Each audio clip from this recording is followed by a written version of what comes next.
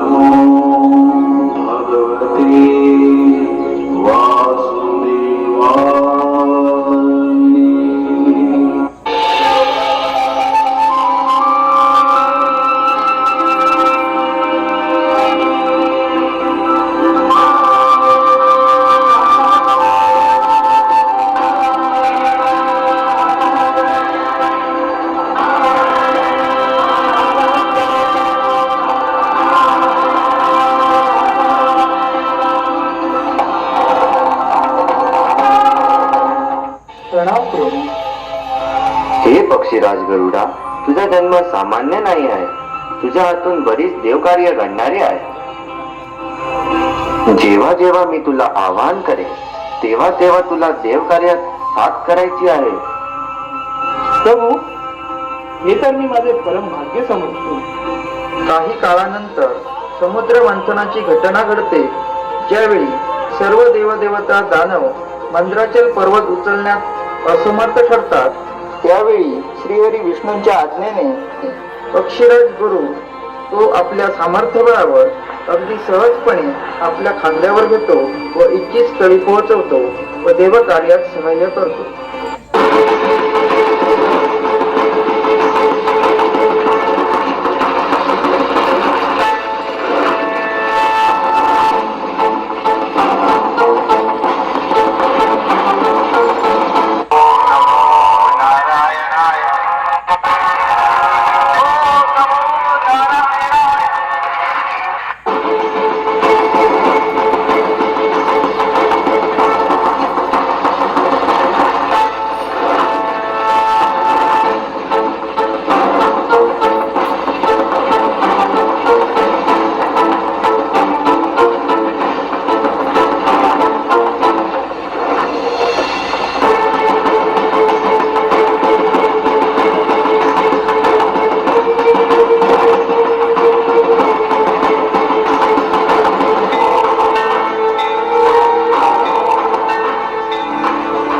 अशा प्रकारे आपले कार्य पूर्ण करून गरुड हा आपल्या स्वगृही परततो. एके दिवशी आपल्या मातेचा दुःखी चेहरा पाहून तो विचारतो, हे काय माते, तुझ्या डोळ्यात अश्रू का? तू दुसऱ्याची सेवा का करतेस? पुत्रा, मी कद्रूची दासी आहे. एका पैजेत कद्रूच्या कप्ताने मी हरले व तिच्या नागपुत्रांची सेवा करणे हेच आता माझ्या नशिबी उरले आहे. माझी माता दासी, हे मी सहन करणार नाही. बोल माते, तुझ्या मुक्तीचा मार्ग काय? बोल माते, मी माझ्या मातेला मुक्त करण्यासाठी काय करू? कोणतीही अडचण ती मी पूर्ण करेन.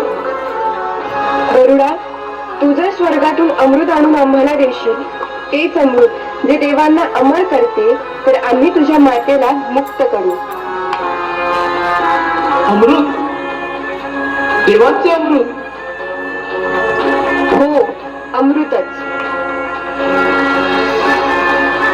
ठीक आहे, ठीक आहे, मी ते घेऊन येईन. माझ्या मातेच्या मुक्तीसाठी मी देवतांनाही आवाज देईन. कद्रू मातेची अट जाणून घेतल्यानंतर गरुड अत्यंत विचलित होतो व आपल्या माता विनीतीचा आशीर्वाद घेऊन अमृत कलश प्राप्त करण्यासाठी स्वर्गलोकी झेप घेतो. आपल्या प्रचंड वेगाने शौर्यबळाने सर्व देवतांना पराभूत करतो. अमृताची रक्षक अग्निभिंत तोडतो. सर्व अडथळे पार करून अमृत कलश प्राप्त करतो. इंद्राचे वज्रास्त्र सुद्धा त्याच्यावर कोणताही प्रभाव पाडू शकत नाही. त्यावेळी इंद्रदेव त्याला विचारतात, थांब, तू कोण आहेस? तुझ्या प्रचंड तेजापुढे माझे वज्रप्रहार सुद्धा निष्फळ ठरले. तू कोणी सामान्य पक्षी नाही आहे हे मी ओळखले आहे. हे देवा, मी विनीता पुत्र गुरु. हे अमृत मी माझ्यासाठी नाही तर माझ्या मातेच्या मुक्तीसाठी नेतो आहे. स्वार्थासाठी मी याचा एक थेंबही घेणार नाही. हे गरुडा, तुझा पराक्रम मला मान्य आहे, पण जर हे अमृत नागांना मिळाले तर ते अमर होतील आणि सृष्टी उत्पाद माजवतील. देवराज, माझी माता मुक्त झाली की हे अमृत परत मिळवण्याचा तुम्हाला अधिकार आहे. मी ते नागांसमोर दिले. त्यांनी प्राशन करण्या अगोदर ते तुम्ही परत घ्या. हा मार्ग योग्य आहे. अशा प्रकारे गरुड आणलेला अमृत कलश अध्रुव, विनिता व नागसर्प यांच्या समक्ष काटेरी चटईवर अधांतरी ठेवतो. त्याचे पुढे काय होते हे प्रत्यक्षच पहा.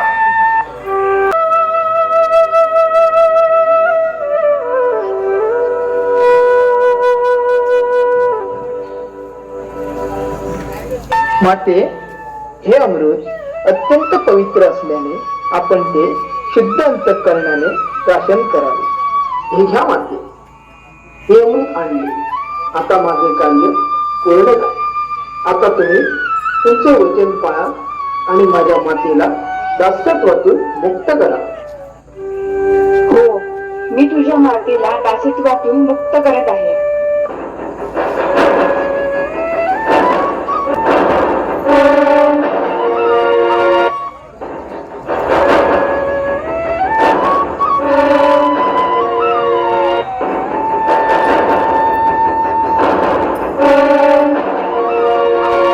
हे मी काय पाहते, इंद्रदेव असं कसं करू शकतात? गरुडा, तू त्यांना का थांबवले नाहीस? हे माते, ते माझे कार्य नाही. मी माझे वचन पूर्ण केले. तुम्ही सांगितल्याप्रमाणे अमृत तुमच्या स्वाधीन केले. आता त्याला सांभाळण्याची संपूर्ण जबाबदारी तुमची होती.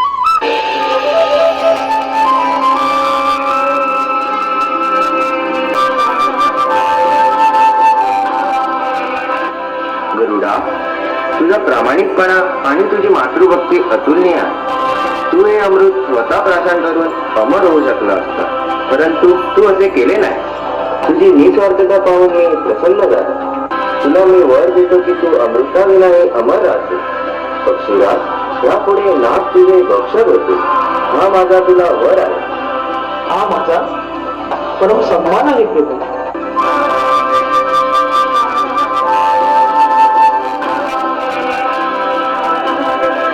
विनिता व गरुड यांची दास्यत्वातून मुक्तता झाल्यानंतर ते स्वतःच्या राजमहालात गुण्या गोविंदाने राहू लागतात. एवढ्या मोठ्या पराक्रमाने गरुड हा गर्विष्ठ बनतो. त्यावेळी श्रीहरी विष्णू त्याची सत्व परीक्षा घेण्याचे ठरवतात.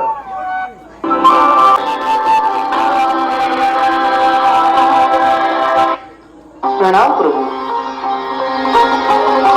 पक्षीराज गरुड, तुझे सामर्थ्य खरं आहे, पण एक गोष्ट लक्षात ठेव.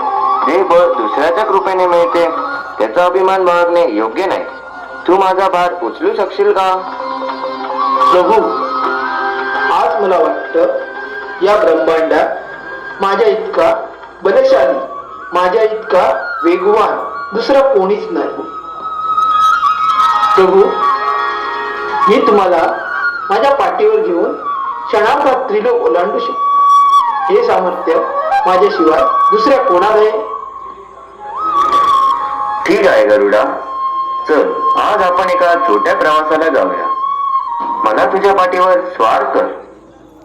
एवढे? प्रभू, आपण तर माझ्यासाठी पिसासारखे हलके आहात. बसा, मी क्षणात आपल्याला हवे तिथे नेईन.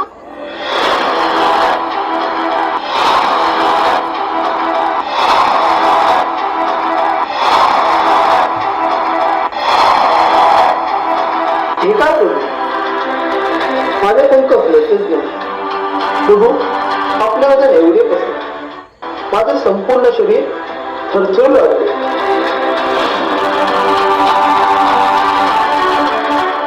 पक्षीराज गरुड, शक्ती देणे व घेणे ही सर्वस्व आदिशक्ती नवदुर्गा यांच्या हाती आहे. तू तिची आराधना कर. भविष्यकाळात तुला तुझी शक्ती पुन्हा प्राप्त होईल.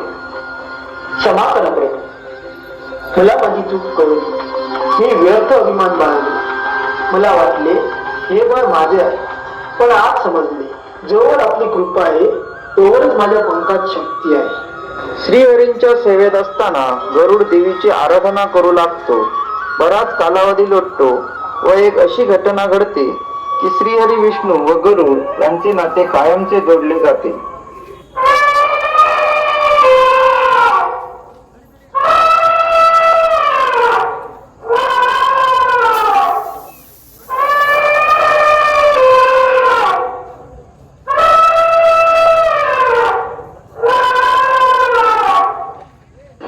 पुन्हा माझ्या भक्ताचे प्राण वाचवायला जावंच लागणार. प्रभू, मला एक संधी दे. माझ्या पाठीवर आहे मी तुम्हाला घेऊन येतो.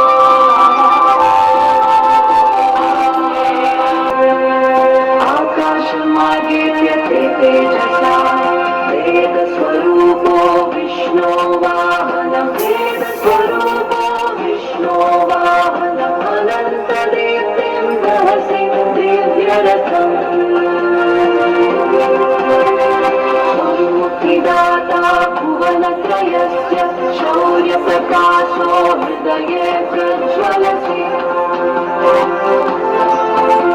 नभस्पर्शी त्वदीय सञ्चारः अनन्तमार्गे आत्मा विश्राम्यते.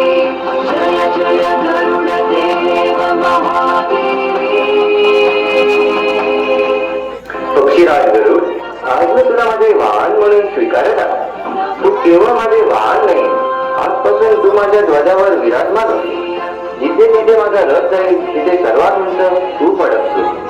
जे सत्य, जी प्रामाणिकपणा आणि जी मातृभक्ती या गरुडाने दाखवली, तिचे प्रतीक म्हणून यापुढे प्रत्येक देवात एक घंटा ठेवली जाईल. जो भक्त देवाच्या दर्शनाला येईल तो ती घंटा वाजेल.